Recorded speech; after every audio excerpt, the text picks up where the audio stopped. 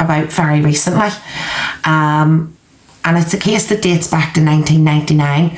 So it is a cold case, but it is still a running investigation. So the investigation into this missing boy is still currently ongoing.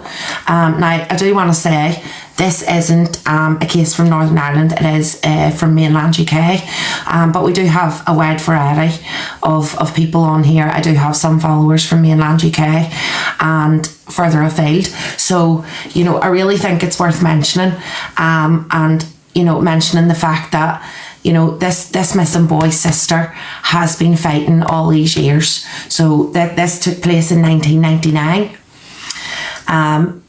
And at that time, the sister, who is called Claire, was 17. So, literally from just before she entered adult life, she has been searching for answers, as to what happened to her little brother. Hey, Angel. So, because it's not close to home, some people mightn't, kind of pay as much attention. But listen, I do have a couple of wee pictures to share with you tonight. This is regarding a missing 15-year-old. Well, he was 15 at the time, and there's not many pictures of him. And I would really like to kind of just tell you a wee bit about the background. So his name was Phillip Harris, and it was a hot summer's day in July 1999 when Phillip vanished into thin air, and he hasn't been seen since. He lived in Greater Manchester, but he went missing in the West Midlands area.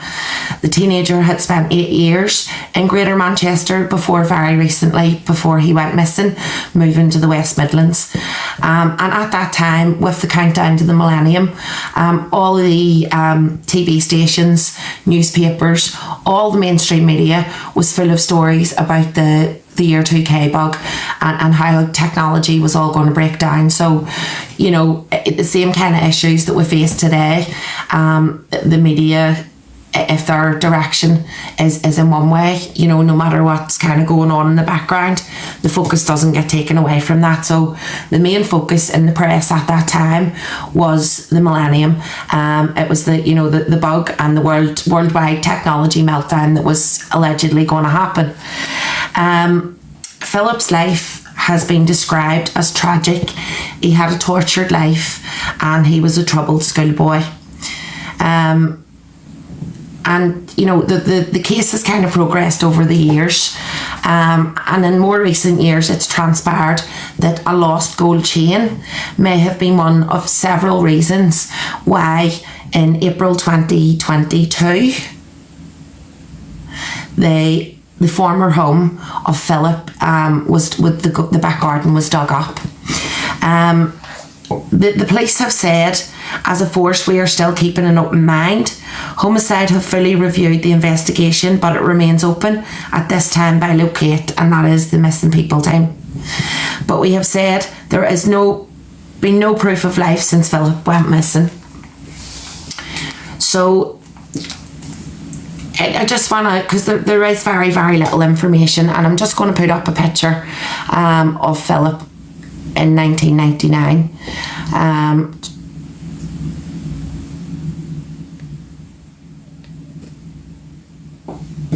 Okay, this is Phillip, and he was 15. Detectives have looked at Phillip's clearly chaotic and turbulent home life. His sister Claire has said it was dysfunctional at best and terrifying and dangerous at worst. So Phillip and his sister Claire quite often ran away from the home life that they were enduring, and I would just like to tell you a wee bit about that and help you understand how his sister Claire feels that Phillip was just lost. There wasn't a lot of focus put on his case at the time, and she believes that was partly because they were runaways. But if I tell you a wee bit about the back life, and Claire, his sister, is still fighting to this day to find out what happened her beautiful brother. So Claire, Phillip and a younger brother were brought up by their stepmother, who had once been married to the father of Philip's younger brother. But he allegedly abandoned them when they were younger and never returned, and his whereabouts were unknown. So these children were left with someone who wasn't biologically related to them. The stepmom lived with her own mother, and Claire claims the women, who have both since died, were cruel and abusive. Neither were ever convicted of neglect or abuse. The family moved often between houses over the years in Manchester. And Claire claims that during the times living, in these various houses, that they were often hit verbally and tormented by the two women that they lived with, so the stepmom and the step-granny. And they were often goaded into fighting with each other. And the property was very, very filthy. Claire says it was scary, it really was. We literally had to hold, when they were making them fight, we literally had to hold them and pin them down to calm them down. So, he clearly had a very abusive childhood, and he often found that hard too, so he was angry. It says social services were sometimes involved during their turbulent childhood, but they were never permanently taken into care. This was despite Claire and Philip being constant runaways during their teens. So, again, we're still seeing these same feelings today. And in Claire's mind, being classed as a runaway may have led to a seemingly lack of initial police urgency into Philip's disappearance. Now that claim is denied by West Midlands Police, and Claire says that they ran away so many times, but they were always returned back to these two abusive women.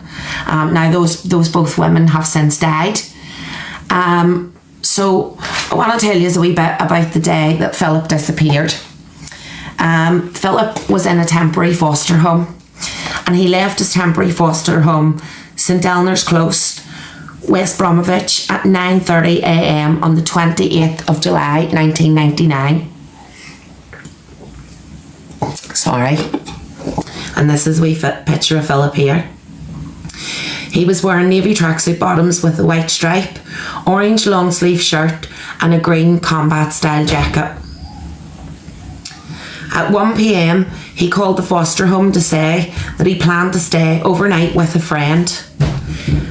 Nothing more was seen of Philip. Police much later learned that Philip was spotted in Great Arthur Street, and I hope I'm saying this right, Smithwick, only a couple of streets away from the St Paul's Road property where he resided with these two women. This sighting was either on the day he went missing or the weeks after, but this information wasn't found out till many years later. A few appeals were made in the year he vanished by police, but there were no further press releases at all for 20 years.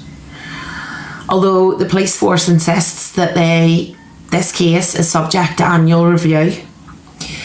In January 2020, police began re-examining the disappearance of Philip, which led to a forensic dig at the former family home. Claire claims there was one person in particular who had showered vulnerable Philip with attention,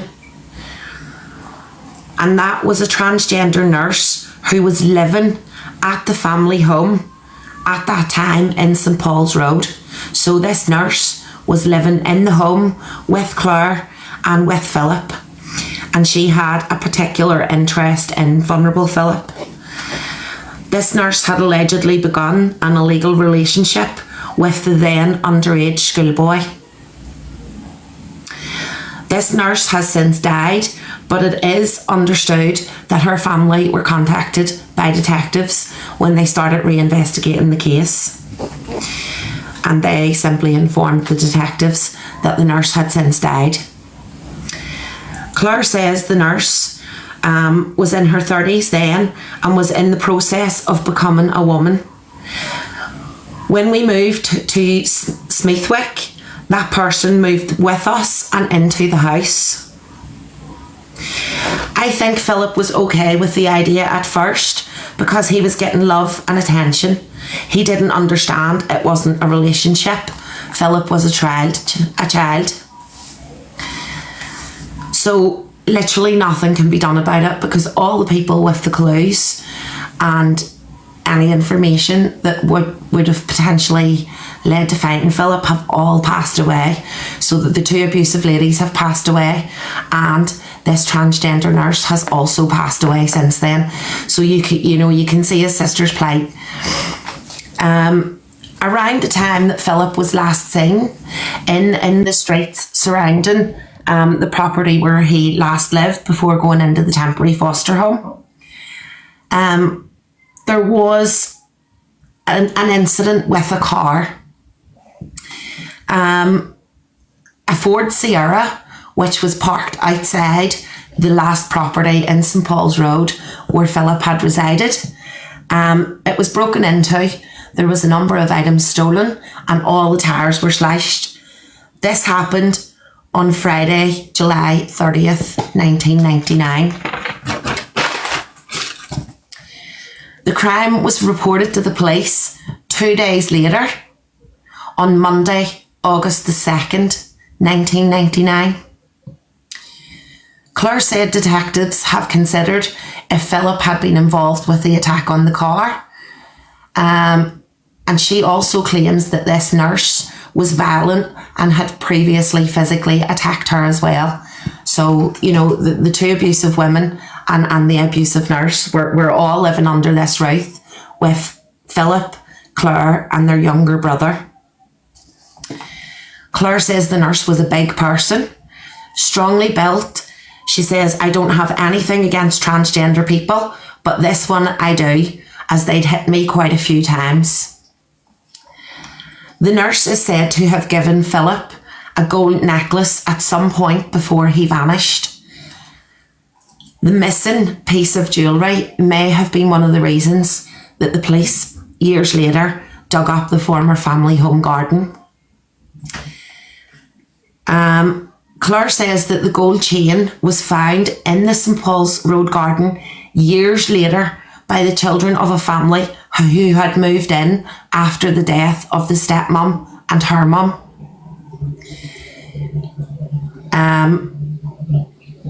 A completely unrelated family now lives in that home now. So just, it's completely, and the garden, etc. was all thoroughly checked. But there was a lengthy search carried out, a lengthy forensic search was carried out at that property, but it found no new evidence. The police have confirmed that this nurse was a person of interest, but it added this lead was one of many and said it hadn't enough evidence as it stands to point the finger at the nurse or anyone else. The police said that the car attack was of particular interest to them, and they had the record of recorded criminal damage, but the culprit was never identified. The damage occurred to that car over the days when Philip went missing, when he was last seen. And the interesting point is that vehicle links back to someone who was there at that point, residing in that house. The nurse. So, this girl, Claire, who is the sister of missing Philip, has been fighting all these years for some sort of answers. And she probably never will get answers, but she is still fighting. They do have a wee Facebook group. They have, and I'm just going to put up another wee picture of Philip here.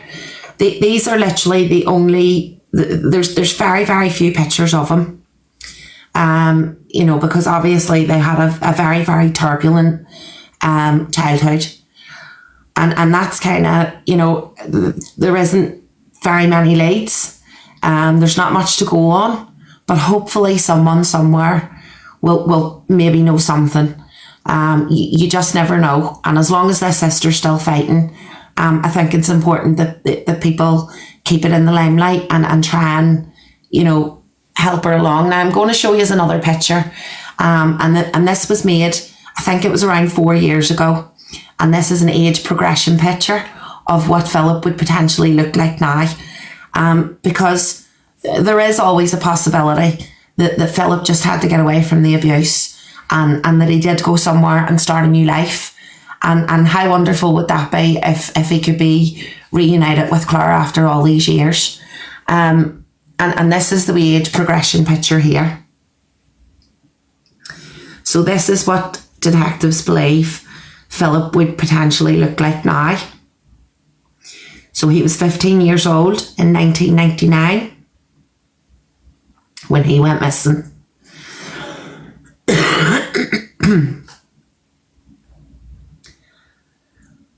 And I kind of want to draw attention to how much these children were failed by authorities. Social services had been involved on numerous occasions with this family. They were living with two ladies who were in no way blood connected to them. They were suffering terrible, terrible abuse. Claire was 17. Claire remembers a lot of this. Claire remembers Philip going missing. All these things are very, very raw still to this day for Claire. And that's because she has never, ever had any closure. She's never had any answers. She doesn't know if something terrible happened to her brother back in 1999 or whether he simply ran for his life. Is Philip alive somewhere? Or did something tragic happen to him? The gold chain was found in the garden. It is believed to be Philip's gold chain. However, there was no new evidence and no remains or anything like that. And the garden was thoroughly dug up. And the police had said that there was a number of circumstances that came together that meant they were able to obtain the warrant to search that property. So, I think it's obvious to... Yeah, I know. It's so sad, and to have nothing for this many years, I think it's just heartbreaking. And to think that people that could potentially have done something to Philip have now passed on, and still Claire has no answers. I don't think people really understand the mental effect that I'm sure has had on Claire over all these years. To have that, to be so vulnerable at such a young age. Claire was 17, Philip was 15, and the younger brother, I'm not sure exactly what age he was, but I do know he was younger than them both. So, these were three vulnerable children who were clearly being abused. Social services had got involved with them a number of times. They had been temporarily taken off these two women who were in no way biologically related to them and were clearly in no way suitable to be bringing these children up. They were clearly put through horrible, horrible times. And it was memories from Claire and the younger brother that kind of helped, because they do remember, and it was the younger brother provided the information that in and around the time that Philip did go missing, the family had their back garden paved. Claire and the younger brother were also told that Philip had run away to London. So, there was varied stories going around regarding, where Philip had went, and he clearly suffered terribly at the hands of these women. And not only that, they had unrelated people who were clearly taking advantage of a child also coming under the roof, social services being involved and doing absolutely diddly squat about it to the cost potentially of Philip's life. You know, yeah, absolutely. Claire was more like a mother to him, you know, and the fact that they'd ran away numerous times, how did social services not save Philip, you know? How was the urgency not there when Philip was first reported missing? Why did the police kind of have a more laid back approach?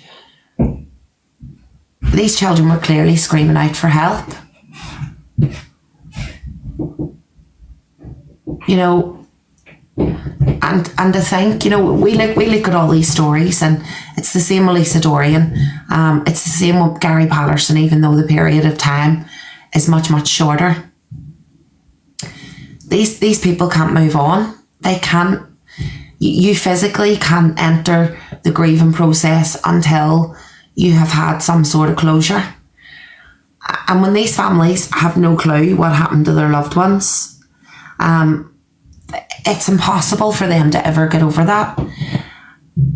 And the effects that things like that have on your mental health for the rest of your life, it's indescribable. And these people's lives have been ruined forever. And they're not getting answers. They've never got answers. They're spending the rest, you know, they may as well have had a life sentence on that day that their loved ones went missing too, because their lives are never the same again. They're always wondering, are they going to walk through the door? Are they alive somewhere, no matter how slim that chance might be? You know, if they don't have that closure of a body, they're always going to hold on, no matter what period of time passes, no matter what signs there is that it's likely that they're no longer with us. Those families hold on to that hope. And it's, you know, I just think it's awful. It would be absolute torture. It really, really would. And, you know, kind of reading over things regarding Philip over the past few days, I've honestly cried real tears at how these children were failed so badly. And even how at the time it wasn't, you know, he wasn't urgent. He wasn't an urgent missing person, even though he was a young boy, a clearly troubled young boy. You know, it was kind of just accepted that he'd run away again. You know, did no one try to think or look for the reasons why these children were constantly running away? Who was looking out for them? You know, there's families torn apart for the most ridiculous reasons sometimes. And we've all heard of someone who has had a terrible time with social services, and it's been a complete waste of resources because there's no need for them to be being investigated. There's no need for them to be, and that's clear to see. But yet you have absolute blatant cases over all the years, where children have been failed time and time and time again. They've been returned to the care of their abusers. They have been putting on a silver platter for these monsters to feed their rottenness. And I just think it's so sad that from the age of 17, this poor girl has never, ever, ever found out what happened to her younger brother. And I can't imagine how that would feel, honestly. So many years later. And I'm pretty sure it's so broken. And I know that's what we say, you know, every time I come on live, it seems to be we're saying the same things. But it's hard not to say the same things when you come across so many people who have been absolutely shit on by the people and the authorities that are supposed to protect them. It's heartbreaking, especially, you know, it's heartbreaking when it happens to anybody, but especially children. You know, Philip was a 15-year-old boy.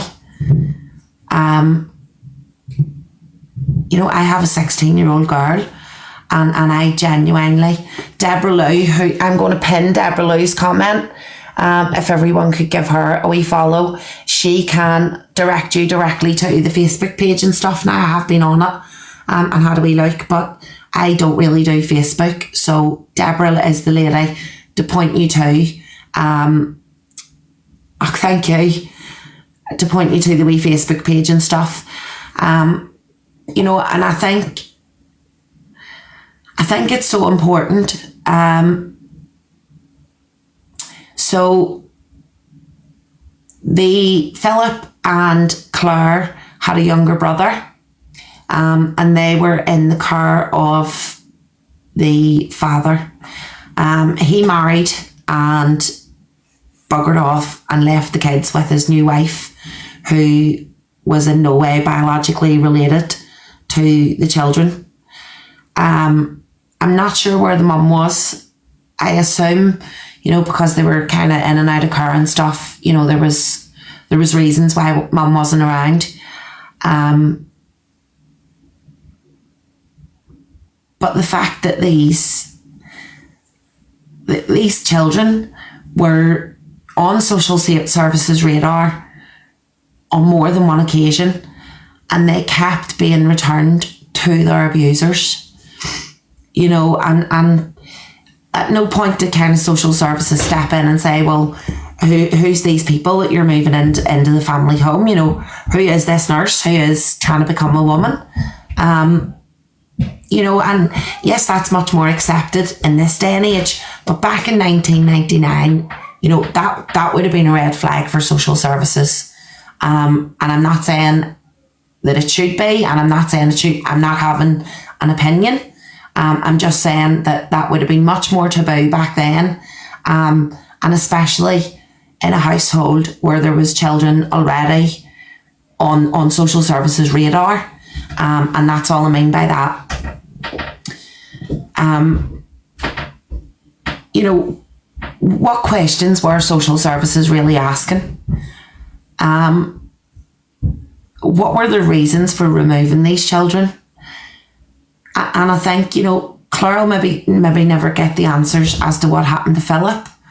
But, you know, I certainly think she should be asking questions as to why she was failed by the people that's supposed to protect her over and over and over again, which led to her brother's disappearance. These children should have been protected. These children shouldn't have been returned on many of occasions to the two women who were in no way biologically related to them, to abuse them over and over and over again. You know, if two teenagers are repeatedly running away from a household, you've got to be looking into as to why, you know, what's behind it. Is it abuse? Is it neglect? Now, I'm aware there could be many reasons, but it needs special attention. You know, if you've got two children who are constantly running away from home, you know, one, you could say maybe they're just a wee bit feisty or a wee bit hard to control, but two children from the same household repeatedly running away, and social services were involved in many of occasions and continually place these children back into the care of their abusers. You know, those people who were overseeing those decisions at that time are more than likely passed on as well. You know, where is the justice for people like Philip? And he's only one of probably thousands. You know, when you start looking into the amount of people who are actually still actively missing, it would absolutely scare the bejesus out of you. You know, where have these people went? Why have we never heard of them before? And I know you couldn't possibly hear of every single one, but if it's in your kind of local town, you should be hearing about it. You know, if it's in Belfast, Everyone in Belfast should be hearing about it if it's in. And then obviously if it needs to go wider, it goes wider. Why are we not hearing about half of these cases? Why are people not being there for these children? Mm-hmm. Why are social services not asking the right questions? Because situations like this still happen today. There's still people just like Philip who are continually running away from their abusive homes. And I'm going to pin that wee comment now. There is children today who are in very, very similar situations to what Claire and Philip were in back in 1999. And I can't imagine the pain that Claire's still going through, you know, and it is still an active investigation. So hopefully someone somewhere will have some sort of information. Maybe they've forgotten about it all these years, something they never thought about, but something that could point the police in the right direction as to where Philip might be.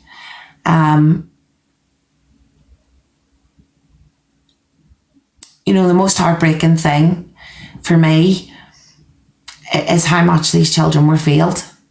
You know, the fact that they were removed from the care of these two women, these two abusive women, on more than one occasion, placed into foster care or, you know, but returned, continually returned to their abuser. And that still happens to this very day. There is people who, thank you, many kids are let down, yeah. There is people who are nothing short of tortured by social services for the most ridiculous reasons.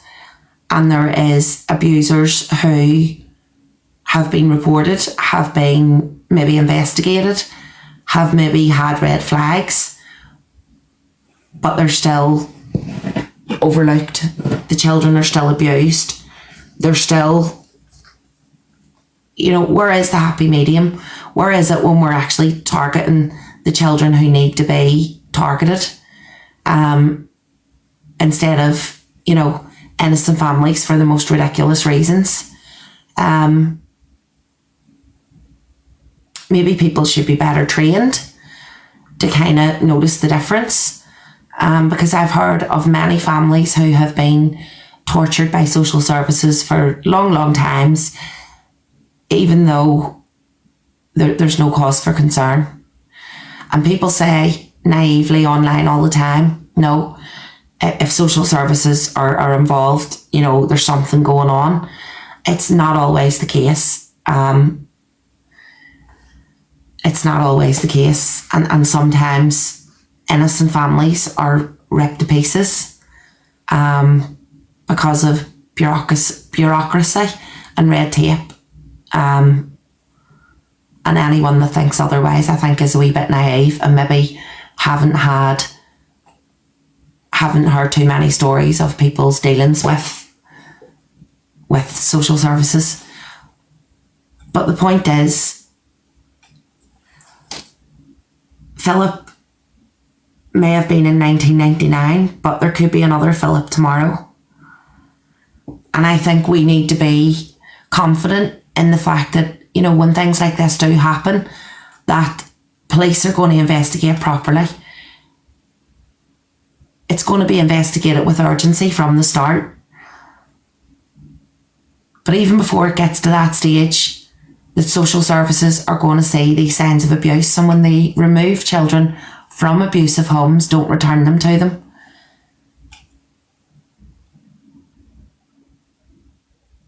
And I would love to know, you know, what's in the social services files from back then. You know, what was said, were these two women convincing? Were they very manipulating? Were they, you know, because it appears the house was filthy, you know, things like that. So, you know, what was noted in their notes? were there notes even made? Was social services overrun at that point? You know, were these things not investigated properly? Did they just not care? Was there a lack of social workers? There's so many questions that I would love to ask, and obviously they're questions that we'll never ever get the answers to. Can the sister ask for the files? Possibly, I don't know, Lily, and she may have, it's something she may have done. You know, obviously that wouldn't be information that I would be privy to, but there's just so many things that would really make you wonder, was anything really done for Philip at that time? Or did they do the bare minimum that they had to do to kind of tick their boxes?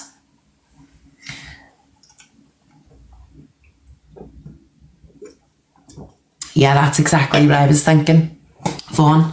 And I know, you know, I'm sure that's the last thing on her mind. The discussion is on this. He was 15 when he went missing. This is Phillip Harris. He went missing from mainland UK, West Bromwich area. Although his last kind of sighting is questionable. He was seen close to his family home. His previous family home, he had been living in temporary foster care. But he was seen very close to, in the streets surrounding his former family home, where he lived with two abusive ladies. One of those ladies was his stepmother. She wasn't in any way biologically related to him. But he had been left in her care by the father of the younger brother's father. So Claire, Philip and the younger brother had been in the care of the younger brother's father. He married a lady and then buggered off and left all three kids with this woman who was in no way biologically related to the three children. She lived at home with her mother. So these three children lived with their stepmother and their step-granny, I suppose. They moved around several houses in the area, and in the house that where Philip spent his last time before being put in a temporary foster home was shared by them and also shared by someone who was unrelated to them, as in family. And this person moved in.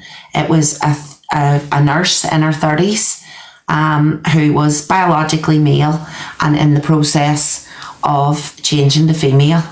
So a transgender nurse also lived in the property.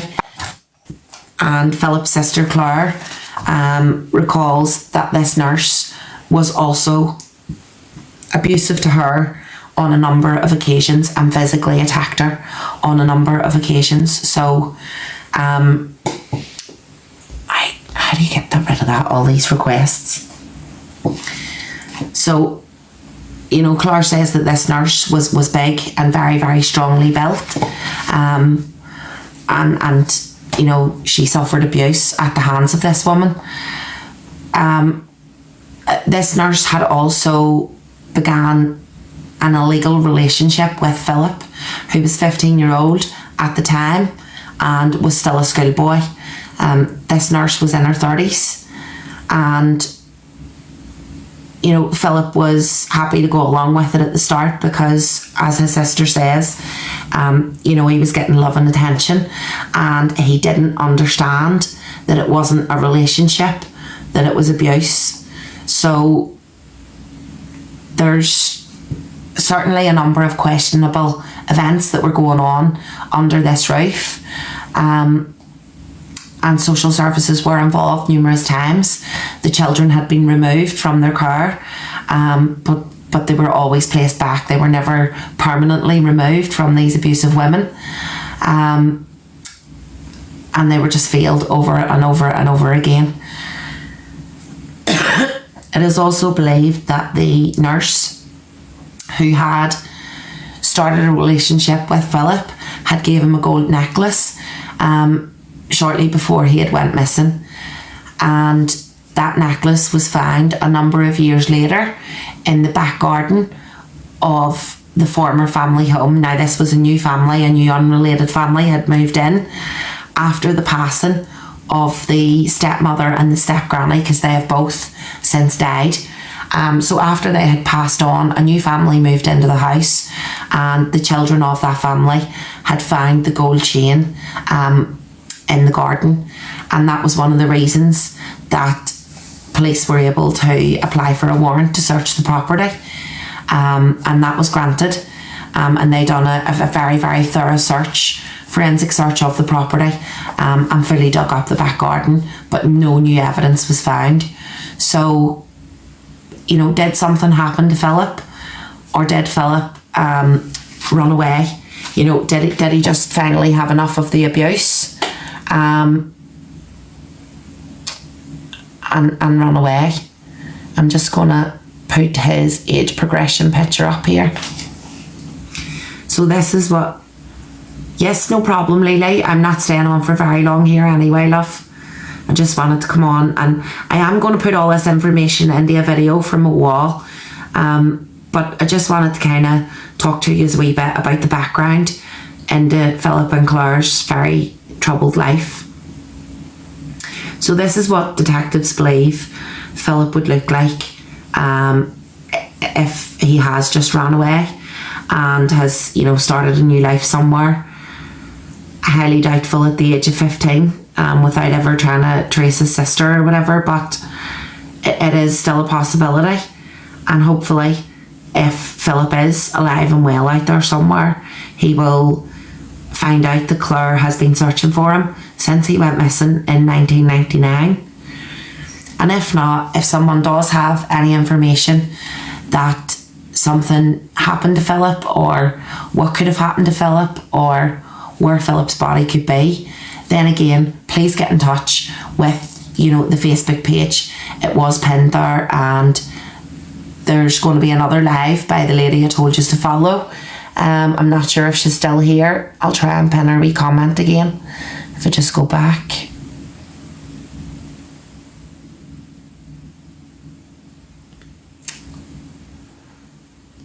Right, so this is Deborah Lou. If you could all give her a wee follow.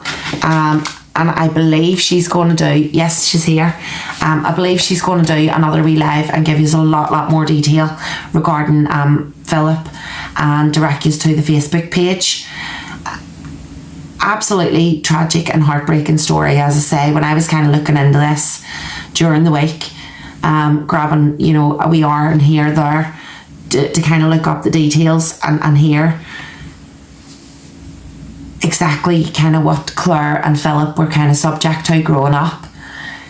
It really hit home to me, because, as I said, my daughter is 16, and to think that, you know, God forbid, if she was to just disappear tomorrow, the police wouldn't treat it with urgency. You know that if she was living in filthy conditions, or living in abuse, or, you know, living with strange people who were going through transition, who were also abusing her, I would like to think social services would step in. But that didn't happen in 1999. Every time they stepped in, they felt that it was fine for these two children, these two very vulnerable children, to go back to their abusers. Have they checked playgrounds and rivers? I'm pretty sure they have, Jennifer. As I say, it was quite a long time ago, and Deborah Lou will be able to fill you in. She is much more knowledgeable about this case than I am.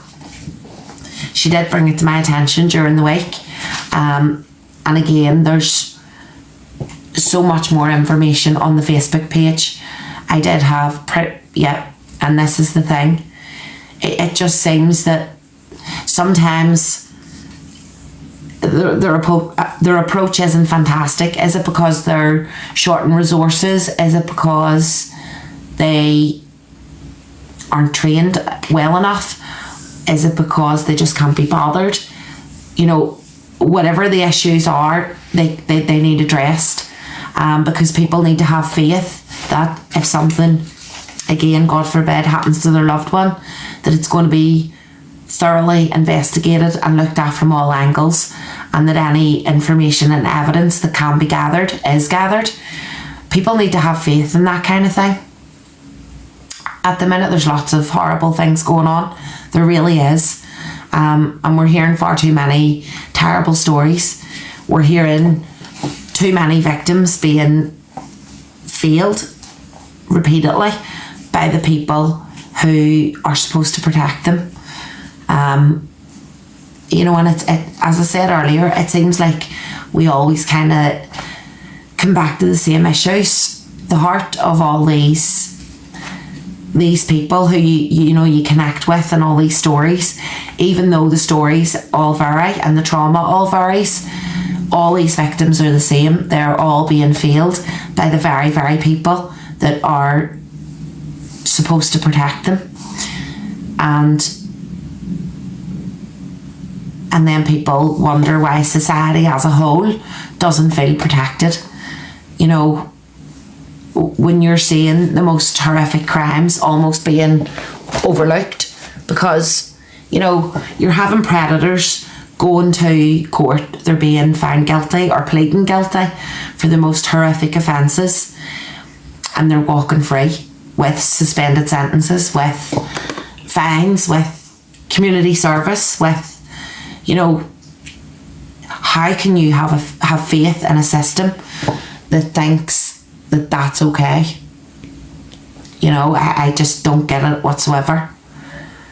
I think we need more protection near waterways, absolutely.